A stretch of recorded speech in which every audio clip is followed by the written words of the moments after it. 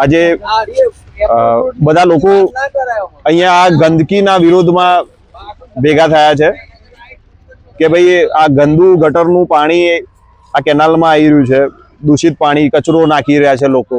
વિશ્વમાં બનેલું સૌથી પહેલું પ્લાસ્ટિક આજ સુધી ડીકમ્પોઝ નથી થયું. અને આટલું બધું પ્લાસ્ટિક તમને ક્યારે લાગે છે આ ક્યારે ચોખ્ખું થશે?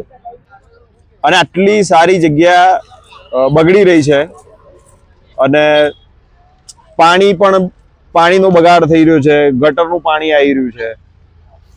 એટલે લોકો એટલે ભેગા થયા છે કે ભાઈ કંઈક નિરાકરણ આવે, કંઈક સારું થાય.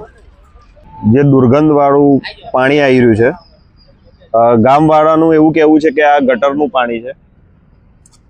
અને આ પ્લાસ્ટિક તમે જોઈ રહ્યા છો, આ સરસ મજાની કેનાલ છે પણ એમાં ગટરનું પાણી કોઈ ઊભું ના રહી શકે એવી રીતે વ્યવસ્થા છે.